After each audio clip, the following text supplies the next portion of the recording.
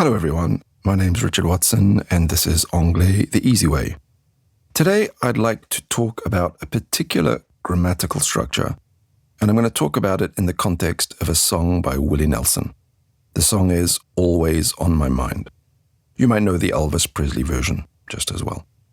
Before I actually turn to the song itself, we could say that this song has a lot of language of regret, right? We all experience staircase wit.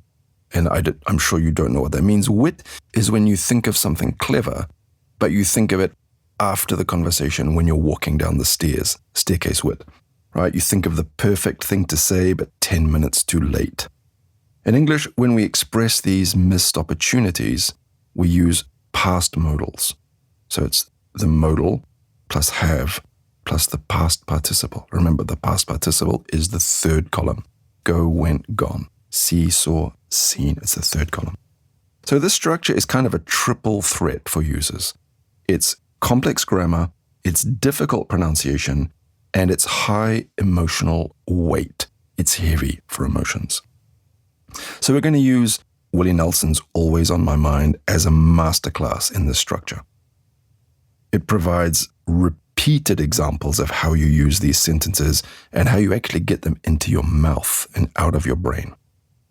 So first, I'm going to read through the lyrics. It's quite a short song. I'm going to read it very flat because I don't want to put too much emotion and start crying. So, maybe I didn't love you quite as often as I could have.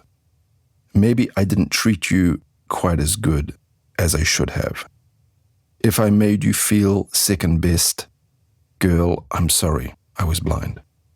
You were always on my mind. You were always on my mind. See how I said that flat? Isn't that good? Next one. And maybe I didn't hold you all those lonely, lonely times. And I guess I never told you I'm so happy that you're mine. Little things I should have said and done, I just never took the time. And you were always on my mind. You were always on my mind. Obviously, on my mind means I was thinking of you. Tell me that your sweet love hasn't died. A bit of a cliche, that one, but it's good. And give me one more chance to keep you satisfied. And then the outro, little things I should have said and done, I just never took the time, but you were always on my mind, etc., etc. Okay, so think of this part of the song. Maybe I didn't love you quite as often as I could have. Maybe I didn't treat you quite as good as I should have. So, could have expresses a past possibility. I had the chance, but I didn't take it. And should have expresses kind of a past obligation or a good idea or something that would have been a good idea, but I didn't do it. Right? It was the right thing to do, but I failed to do it. Now, before we go any further, just listen to the way they sound. We don't say should have, we say should have. Right? The H is silent and the V is soft. It sounds like should of, like OF. So should have and could have. There's an interesting line in this song where he says quite as good as I should have. Now, English speakers would say quite as well as I should have, because well is an adverb and good is an adjective. But a lot of Americans say this, and of course in a song, it just sounds cooler. So basically this song's using a series of negatives, simple past statements, didn't love, didn't treat, didn't hold, to build a story of regret. Let's have a look. So the past fact, the simple past, I didn't love you. The regret with the modal, I could have loved you.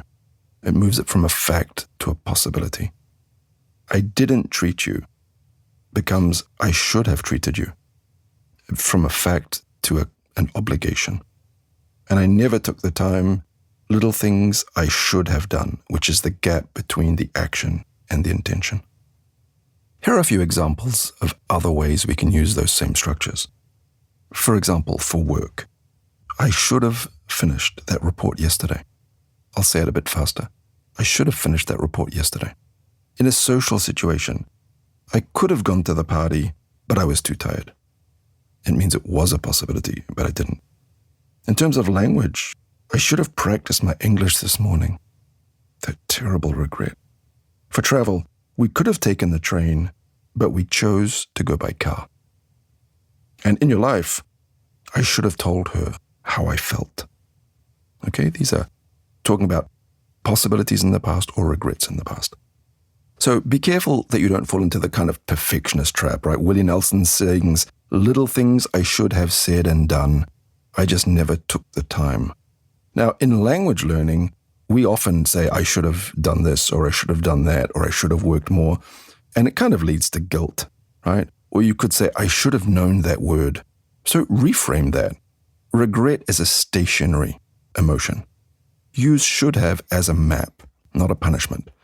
If you realize you should have used a specific word today, simply use it tomorrow.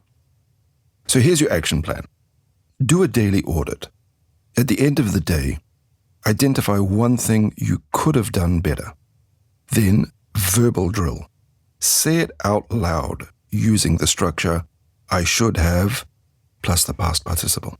I should have done. I should have checked. And then pivot and turn the regret into a future plan. Tomorrow, I will. Okay? I could have done. I should have done. Tomorrow, I will. Anyway, I'll leave it there. That's enough philosophizing for one day. Don't forget to subscribe and I'll catch you next time.